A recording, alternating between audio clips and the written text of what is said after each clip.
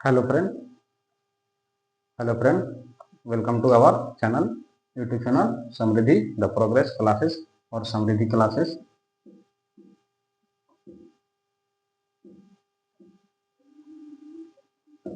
आप लोग इस चैनल से जुड़ने के लिए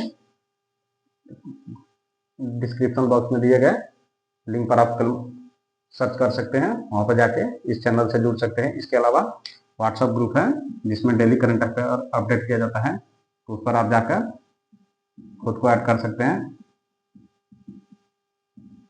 ये व्हाट्सएप नंबर है, इस पर आप लोग ऐड हो सकते हैं। यदि किसी को डेली करंट अफेयर चाहिए, जो न्यूज से आते हैं, जो बच्चे न्यूज नहीं डेली पढ़ पाते हैं उनके लिए है, या वनडे एग्जाम के लिए जो बच्चे होते हैं उनको डेली पढ़ने की जरूरत नहीं है, क्योंकि मैक्सिमम 8 से 10 टॉपिक्स जो आते हैं वो करंट अफेयर से आते हैं। उसके लिए आपको 3 घंटे की पेपर पढ़ने की कोई जरूरत नहीं है। तो इस चैनल पर आप लोग जुड़ सकते हैं, जिसपे आप लोगों को daily current affair with MCQ provide कराया जाता है, दिया जाता है। आप उसको सॉल्व करके भी अपने करंट अफेयर को अपडेटेड रख सकते हैं और एग्जाम में उसका बेनिफिट उठा सकते हैं। तो चलिए देर न करते हुए स्टार्ट करते हैं।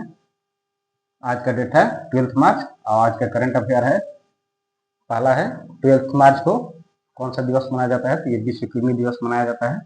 इसके अलावा बात करें तो चिली के नए राष्ट्रपति नियुक्त हुए हैं, जोस एंटोनियो कास्ट। इनका जो चुनाव परिणाम आया था 2025 में ही ये निर्वाचित, ये इलेक्टेड हो गए थे, बट इनको अपॉइंट नहीं किया गया था। इनको अपॉइंट किया गया था कल यानी 11 मार्च को। इनकी बात की जाए तो ये धूर दक्षिणपंथी नेता है। और दक्षिणपंथी नेता कौन से होते हैं, इसके हम लोग जो पॉलिटिकल क्लास होगी उसमें हम लोग समझेंगे। नेक्स्ट है अमेरिका के टेक्सास में अमेरिकी कंपनी और रिलायंस इंडस्ट्रीज, अमेरिकी कंपनी ब्रांड टेक्सास के साथ मिलकर ऑयल रिफाइनरी का सबसे बड़ा प्लांट खोलने वाले हैं, जिसमें लगभग $300 बिलियन का इन्वेस्टमेंट होगा, निवेश होगा। इसके अलावा बात करें आज का फोर्थ है, यह रिफाइनरी जो है अमेरिका फर्स्ट रिफाइनरी के द्वारा बनाया जाएगा या बनाई जाएगी। ठीक है। नेक्स्ट है OBC जो है उसमें क्रीमी लेयर की श्रेणी पर सुप्रीम कोर्ट का फैसला आया है। तो क्रीमी लेयर उनको बोलते हैं जिनके एक लिमिट तक जो सरकार के द्वारा डिफाइन किया जाता है कि कितने पैसे अर्निंग होगी उसके फैमिली की, यानी मदर और फादर की, दोनों की कंबाइंड या इंडिविजुअल की, सबकी जितनी भी सैलरी होती है उनको जोड़ के, इनकम को जोड़ के, ये सैलरी से ही ना होके अदर रिसोर्सेज से भी हो सकते हैं जहाँ से उनको इनकम की प्राप्ति होती है, आय की प्राप्ति होती है। तो आज के डेट में है ये 8 लाख रुपए तक का।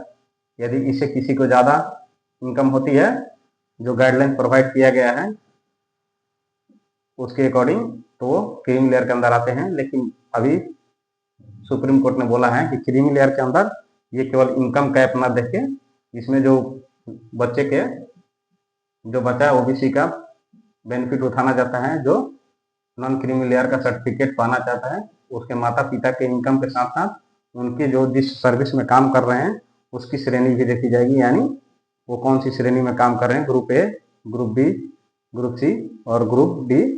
यदि वो ग्रुप C और D के एम्प्लॉय हैं और इनकम 8 लाख, उनकी इनकम जो वार्षिक है 8 लाख से ऊपर भी है, तो उनके भी बच्चे जो है OBC यानी NCL की सर्टिफिकेट ले सकते हैं, इसका बेनिफिट उठा सकते हैं। तो ग्रुप A और B में कितना भी इनकम हो उससे कोई फर्क नहीं पड़ेगा, उनको इनकम के बेसिस बना करके इनका सोशल स्टेटस के बेसिस पर इनको NCL की सर्टिफिकेट नहीं मिलती है। ये OBC क्रीमी लेयर में आई है। नेक्स्ट है चंडीगढ़ दूसरा यूनियन टेरिटरी बना है जिसने पूर्ण साक्षरता हासिल की है। और पूर्ण साक्षरता के लिए डिफिनेशन की बात किया जाए तो इसको पूर्ण साक्षर बोला जाएगा। तो एजुकेशन मिनिस्ट्री के द्वारा जो डिफाइन किया गया है 95% से 100% जो स्टेट लिटरेसी को प्राप्त कर लेता है, यानी साक्षरता दर को प्राप्त कर लेता है, उसको 100% या पूर्ण साक्षर राज्य और यूनियन टेरिटरी बोला जाता है। तीसरा बात करें चंडीगढ़ दूसरा बना है, और इससे पहला जो था वो लद्दाख था, जिसके यहाँ के गवर्नर जो थे मिश्रा, उन्होंने 2024 में ही इसको डिक्लेयर किया था। ये आता है उल्लास स्कीम के अंदर। और उल्लास स्कीम की बात की जाए तो इसके अलावा है नेशनल एजुकेशन पॉलिसी 2022 के तहत, ये हम लोगों ने पढ़ लिया, यूनियन टेरिटरी जो है लद्दाख। अगर ये बात आती है कि उल्लास का फुल फॉर्म क्या होता है, तो ये लोग आप लोग कमेंट बॉक्स में बताएंगे। यदि नहीं पता होगा तो इसको कमेंट बॉक्स में इसको मेंशन कर दिया जाएगा, आप लोग वहां से देख सकते हैं। नेक्स्ट है, अगर बात करें कौन सा स्टेट जो है पहला जिसको 100% लिटरेसी मिला है, तो वह है मिजोरम। इसके अलावा और बात करें तो नेक्स्ट स्टेट है गोवा, त्रिपुरा और हिमाचल प्रदेश, जिसको फुल्ली 100% लिटरेसी रेट प्राप्त करने का सौभाग्य प्राप्त हुआ है। नेक्स्ट है हमारा जल शक्ति मंत्रालय के द्वारा जल जीवन कार्यक्रम जो है, इसका जो विस्तार कर दिया गया है 2028 तक के लिए, ताकि इसमें जो अफोर्डेबल और स्वच्छ जल की प्राप्ति होती है लोगों तक पहुंचाने के लिए ये जल जीवन कार्यक्रम जो पहुंचाया जा रहा है, ये घर घर तक भी नल जल से जल को पहुंचाया जाता है जो स्वच्छ पीने योग्य हो। ये कार्यक्रम को 2028 तक के लिए विस्तारित कर दिया गया है। वैसे ही देखें तो रक्षा मंत्री राजनाथ सिंह जो है, इनके द्वारा सशस्त्र बलों के लिए विजन डॉक्यूमेंट जारी किया गया है। ये विजन डॉक्यूमेंट में 2047 तक के लिए 2047 तक देश को आजादी के जब 100 साल पूर्ण होंगे, पूरा होने के में इसको जब सेलिब्रेट करेंगे हम लोग 100 साल आजादी के, तो उस समय देश की जो है विजन डॉक्यूमेंट के थ्रू जितने भी सशस्त्र बल हैं उनको इंडिपेंडेंट यानी इंडिजिनस आर्म्स जो होते हैं उनको प्रोवाइड किया जाएगा, यानी जो भारत में निर्मित है उनको प्रोवाइड कराने की कोशिश की जाएगी। ये सरकार का टारगेट है 2047।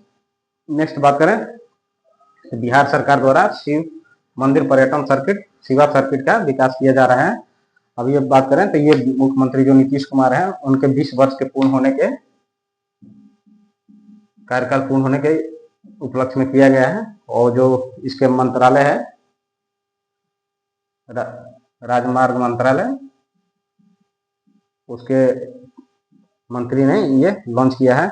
इसी बात करें इसका उद्देश्य क्या होगा, तो जैसे पटना, नालंदा और गया आदि स्थान पे जो है पर्यटन स्थल है उनको विस्तार करना है, उनको एक दूसरे से जोड़ना है। जो वहाँ पे शिव मंदिर की प्राचीनता है, वहाँ पे जहाँ पे ये शिव मंदिर प्राप्त होते हैं, उसकी पर्यटन स्थिति को बढ़ाने के लिए और विस्तार करने के लिए किया गया है। ये दिलीप जायसवाल जो मंत्री हैं उनके द्वारा घोषणा किया गया है। इस तरह की बात करें तो बिहार में बुद्ध सर्किट भी चलती है। बुद्ध सर्किट के तहत भी कुछ क्षेत्र आते हैं, जैन सर्किट के अंदर और रामायण सर्किट। रामायण सर्किट के अंदर कौन कौन से जिले आते हैं, जैसे हमारा बक्सर, सीतामढ़ी, ये जो जिले हैं ये रामायण सर्किट के अंतर्गत आते हैं। बुद्ध सर्किट के अंतर्गत बात करें तो बोध गया, ये जो स्थान है ये बुद्ध सर्किट के अंतर्गत आते हैं। जैन सर्किट के अंदर बात करें तो पटना का है, इसके अलावा पावापुरी, ये जो स्थान है ये बुद्ध जैन सर्किट के अंतर्गत आते हैं। नेक्स्ट है आज का और लास्ट टॉपिक है करंट अफेयर का, विश्व का पहला ओटीसी यानी ओशन थर्मल एनर्जी कन्वर्जन जो है आधारित संयंत्र की स्थापना की जा रही है। ये कहाँ की जा रही है, तो एक कौरती लक्षद्वीप में की जा रही है। तो इस तरह से देखें तो आज का हमारा जो कितना टोटल करंट अफेयर हुआ है, नहीं नेक्स्ट है और 2 और बचे हुए हैं, सॉरी। भारत का पहला एआई और क्वांटम विश्वविद्यालय कहाँ निर्मित किया गया है, अमरावती जो है आंध्र प्रदेश की राजधानी, वहां पर। और नेपाल के नए प्रधानमंत्री नियुक्त हुए हैं बलेंद्र शाह, जो राष्ट्रीय स्वतंत्र पार्टी के लीडर हैं और इसके नेता हैं। ये मात्र 35 वर्ष के हैं बलेंद्र शाह, जो नेपाल के नए प्रधानमंत्री नियुक्त हुए हैं और जिनको वहाँ के जनजी के द्वारा चुना गया है। इस तरह से हम लोगों ने कितने करंट अफेयर्स दिखाया 12 मार्च को, 5, 6, 7, 8, 9, 10, 11, 12। आज के 12 टॉपिक जो है ये हमारे करंट अफेयर के रहे। इसके अलावा अगर बात करें तो डिस्कशन अगर डिटेल में जाके करना होगा तो आप लोग कमेंट बॉक्स में मेंशन कर सकते हैं कि इसको सर और इलेबोरेट करके बताया जाए, तो भी बताया जाएगा। जैसे नेशनल एजुकेशन पॉलिसी 2020 है, इसका उल्लास स्कीम क्या है, साक्षरता दर हासिल करने का क्या मोटिव रहा है। ये हम लोग वन लाइनर एग्जाम के लिए ये केवल करंट अफेयर देखें। इसके अलावा भी हम लोग फुल डिस्कशन अगर कोई बच्चा बीपीएससी के लिए है उसके लिए भी बताया जाएगा। उसके लिए आपको चैनल सब्सक्राइब करना पड़ेगा और कमेंट बॉक्स में जब मेंशन होंगे 2-4 लड़के आएंगे तब यहाँ पर आपको इस चीज़ को बताया जाएगा फुल डिस्कशन के साथ। तो मिलते हैं नेक्स्ट वीडियो में, तब तक के लिए बाय, धन्यवाद।